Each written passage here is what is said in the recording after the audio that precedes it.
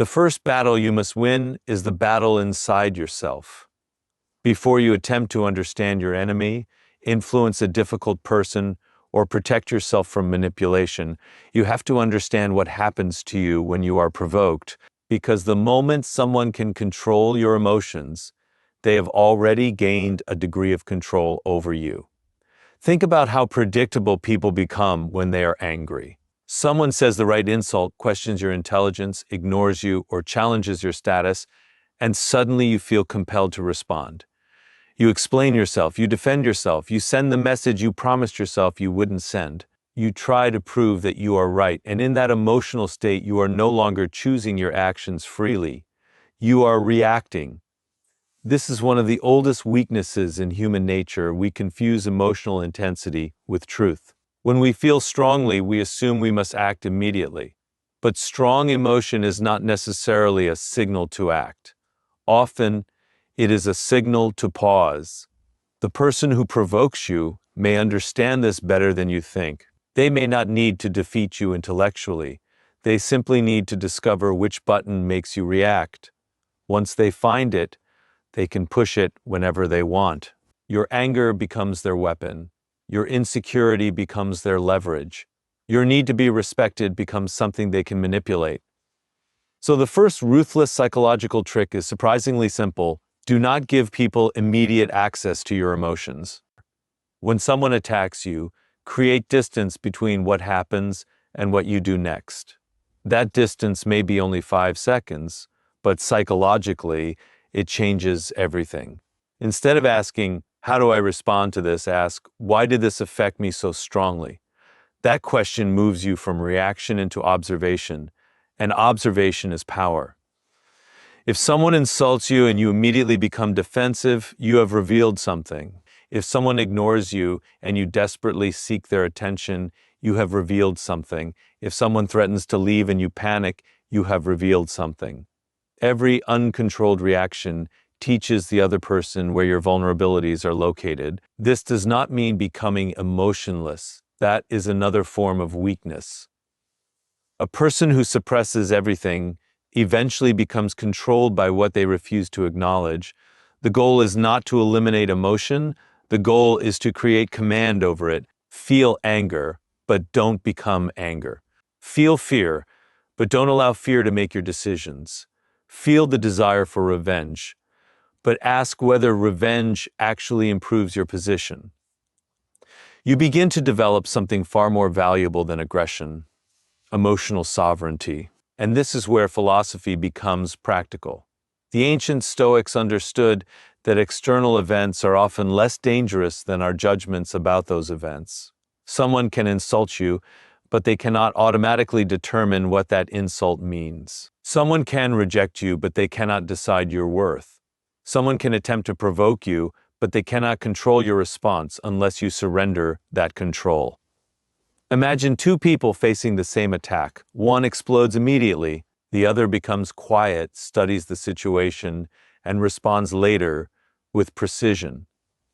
The second person may not be more powerful physically or socially, but psychologically they occupy a stronger position because they have preserved their freedom of action. That is the mindset you need. Stop asking, "How can I defeat this person?" Begin asking, "How can I make myself impossible to control?" Once you master that, the other 5 principles become far more effective.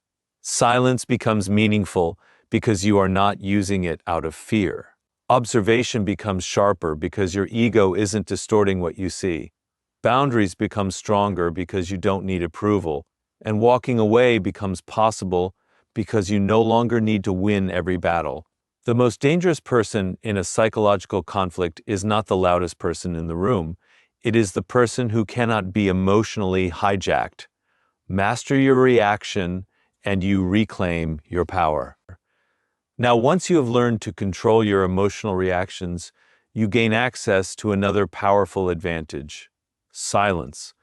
Most people underestimate silence because they assume power must be expressed through words. They think that if someone challenges them, they need to respond immediately, explain themselves, defend their reputation, or prove that they are right. But psychologically, the need to constantly explain yourself can become a weakness. Silence interrupts that pattern. When you remain quiet under pressure, you create something extremely valuable: uncertainty. The other person cannot immediately tell what you are thinking, what you know, how much you understand, or what you intend to do next. And human beings dislike uncertainty. When information is missing, the mind tries to fill the gap. This is why people often reveal more when you say less. Imagine someone approaches you with an accusation. They expect resistance. They expect you to become defensive. Instead, you simply listen. You don't rush to interrupt. You don't immediately justify yourself. You allow them to finish. Suddenly, the psychological dynamic changes. They may continue talking to fill the silence, adding details they never intended to reveal. They may contradict themselves. They may expose their emotional state, or they may tell you exactly what they are afraid of. You didn't force them to reveal anything, you simply gave them enough space to reveal themselves. This is an important distinction. Silence should not be used as childish punishment or passive aggression. The objective is not to manipulate people through coldness. The objective is to stop wasting information. Every unnecessary word you speak gives other people material they can interpret, distort, repeat, or use against you. There is an old human tendency to explain ourselves when we feel misunderstood. We want to correct the record immediately. We want everyone to know our intentions. But consider what happens when you constantly defend yourself. You place the other person in the position of judge and yourself in the position of defendant. You don't always have to enter that courtroom.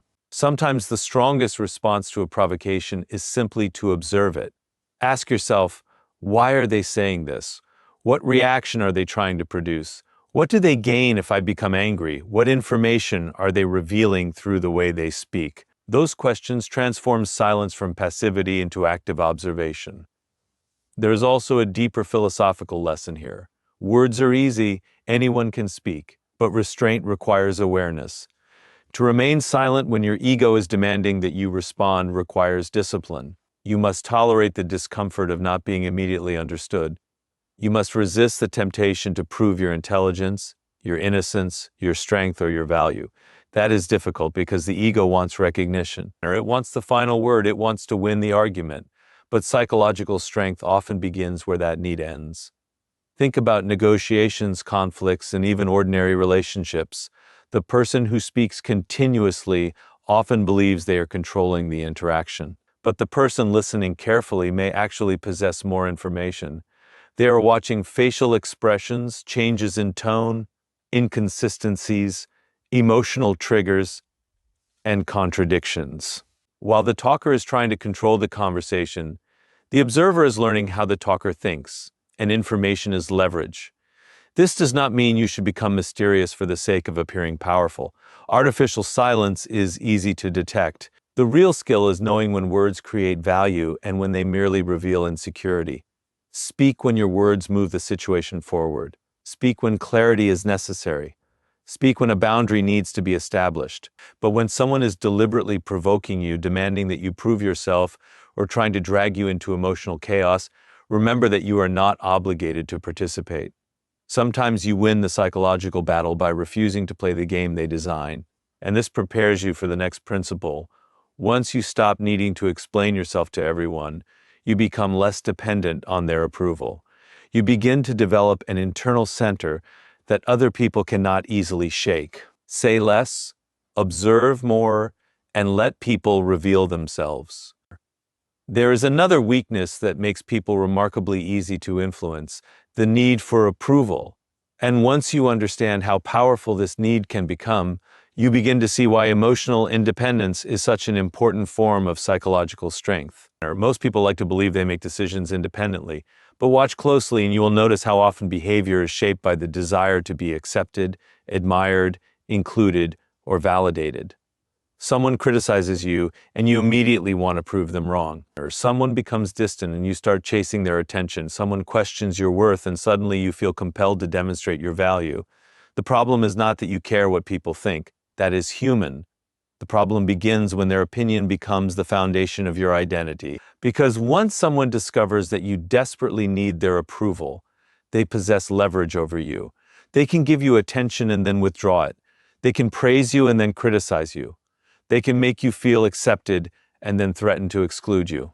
And if you are emotionally dependent on their reaction, they don't have to control you directly. They simply have to control the reward you are seeking. This is why chasing approval can become a psychological trap. Consider what happens when you enter a conflict determined to prove yourself. You are no longer simply communicating. You are performing for an audience, even if the audience is only one person. Every criticism becomes a challenge to your identity. Every disagreement feels like disrespect. Every rejection feels like evidence that something is wrong with you. Now imagine the opposite position. You know who you are. You know what principles you live by. You know what you are willing to accept and what you are not willing to accept. Someone misunderstands you, and you don't collapse. Someone dislikes you, and you don't immediately chase them.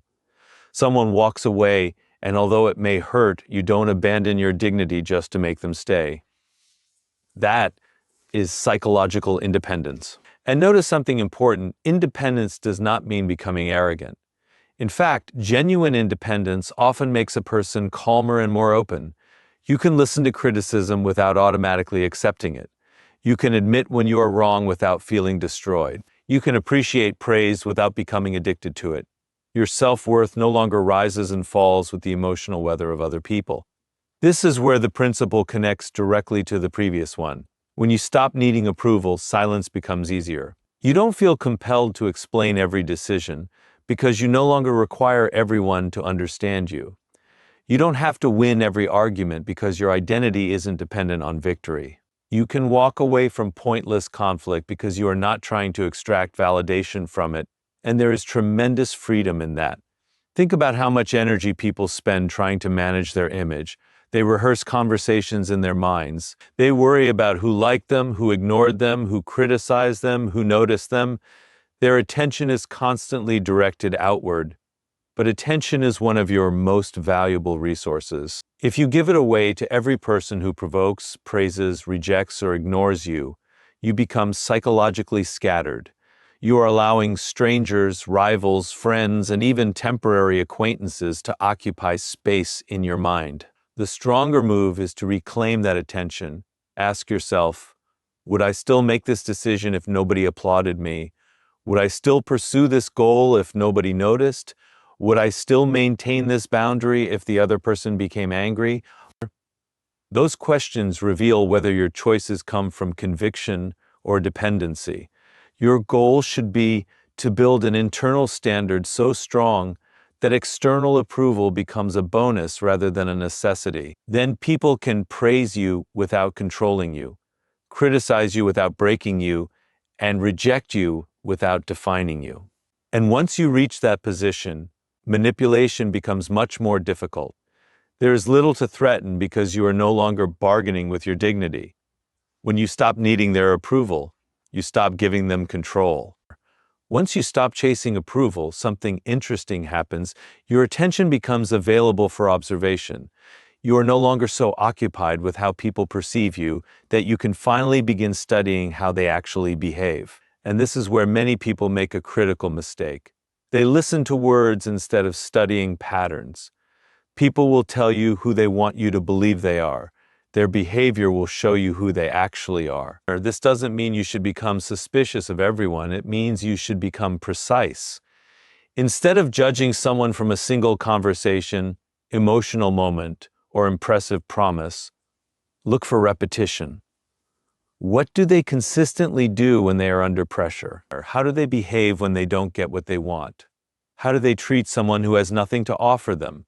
Patterns reveal character because repetition is difficult to fake indefinitely. Someone may present themselves as confident, but watch what happens when they are criticized. Someone may claim to value loyalty, but observe how quickly they abandon people when circumstances become inconvenient. Someone may speak endlessly about honesty while constantly changing their story. These contradictions are more informative than their carefully chosen words. This is why psychological observation requires patience. If you react too quickly, you see isolated events. If you remain calm long enough, you begin to see patterns. Imagine someone repeatedly tries to provoke you. The first time, you might think they are simply having a bad day. The second time, perhaps you still give them the benefit of the doubt. But if the same behavior appears whenever they feel ignored or challenged, you have learned something important. Their behavior isn't random, there is a trigger. And once you understand the trigger, you understand the pattern. The same principle applies to what people want. Beneath most conflicts is a desire, recognition, control, security, status, revenge, attention, or validation. People rarely announce these motives directly. They reveal them indirectly through repeated behavior. Watch what someone consistently protects. Watch what they become emotional about. Watch what they cannot tolerate losing. Watch where they invest their time and energy. These observations can tell you more than 100 conversations. But there is an important philosophical discipline here. Don't confuse observation with paranoia. If you begin assuming everyone has hidden motives, you will distort reality just as badly as someone who believes everything at face value. The objective is neither blind trust nor constant suspicion. It is evidence. You observe, you compare, you wait, then you form a conclusion. This approach also protects you from manipulation because manipulators often rely on inconsistency in your attention. They give you one impressive conversation, one dramatic apology, one emotional promise, and they expect you to forget everything that happened before it. Don't judge the performance, judge the pattern. A sincere apology followed by the same behavior repeatedly is not transformation. A promise followed by consistent action is different. The distinction is time. Time exposes what emotion conceals. This is why patience becomes a psychological weapon. You don't have to confront every contradiction immediately. You don't need to announce that you've figured someone out. In many situations, saying nothing while continuing to observe gives you more information than confrontation ever could. And remember, this principle applies not only to your enemies, it applies to yourself. Study your own patterns. What situations repeatedly make you lose control? What kind of criticism triggers insecurity? What type of person makes you abandon your boundaries? What promises do you repeatedly make to yourself and break? Self-observation is the foundation of self-mastery. If you cannot recognize your own patterns, you will continue repeating them while blaming circumstances and other people. So develop the habit of watching behavior without immediately attaching emotion to it. Listen carefully. Compare words with actions. Look for repetition. Let time become your evidence. Because once you understand patterns, people become less mysterious. Their behavior becomes information rather than chaos.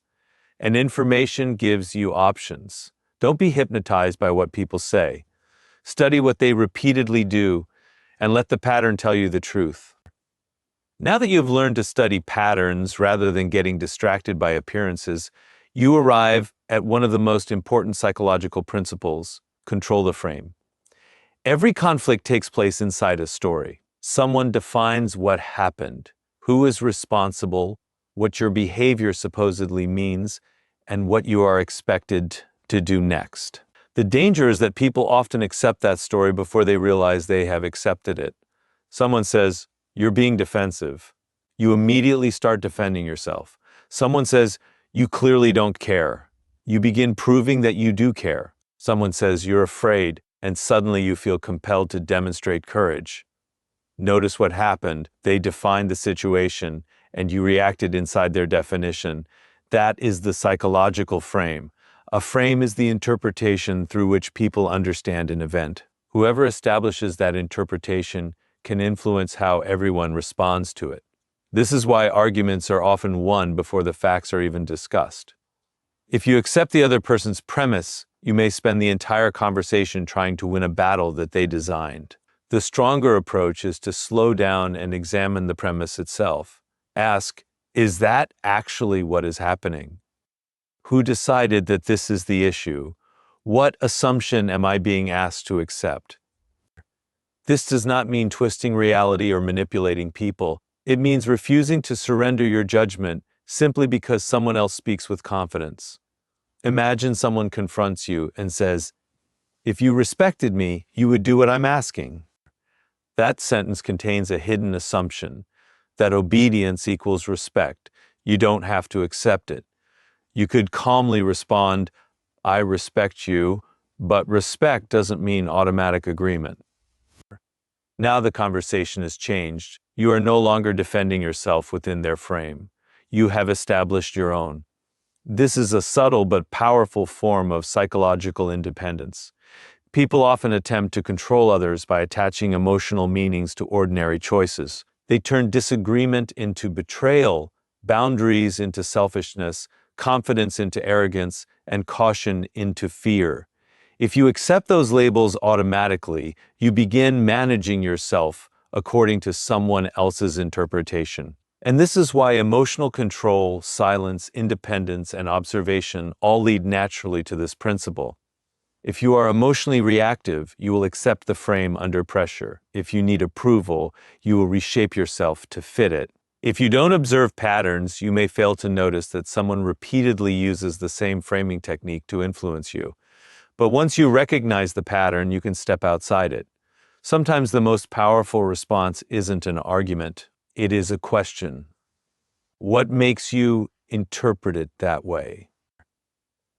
What exactly are you asking me to accept? What evidence supports that conclusion? Questions force assumptions into the open. And once an assumption is visible, it can be examined. There is another dimension to this. Control the frame of your own mind. If you tell yourself, this person embarrassed me, therefore I must get revenge, you've created a frame that makes retaliation seem necessary. But you could choose another interpretation. This person attempted to provoke me, and now I have information about their character. Same event, different meaning, different response. That is where true psychological power begins. You cannot control every situation. You cannot control what people say about you. You cannot control how someone interprets your actions. But you can become much more deliberate about the meaning you assign to events. And that matters because human beings don't simply react to reality. They react to their interpretation of reality. So the next time someone tries to drag you into an argument, don't rush to defend your position. Step back. Examine the assumptions. Listen to the language being used. Notice what emotional reaction they are trying to produce. Then decide whether you even accept the premise of the conversation. You don't have to fight every battle on the battlefield someone else chooses. Sometimes the greatest advantage is choosing the battlefield yourself. Don't surrender the meaning of the situation. Control your frame, and you control your response. And this brings us to the final principle, perhaps the most important of all. After you have learned to control your reactions, use silence, detach yourself from approval, study patterns, and control the frame, you reach a point where you no longer need to defeat people psychologically. You simply become unavailable to the game they are trying to make you play.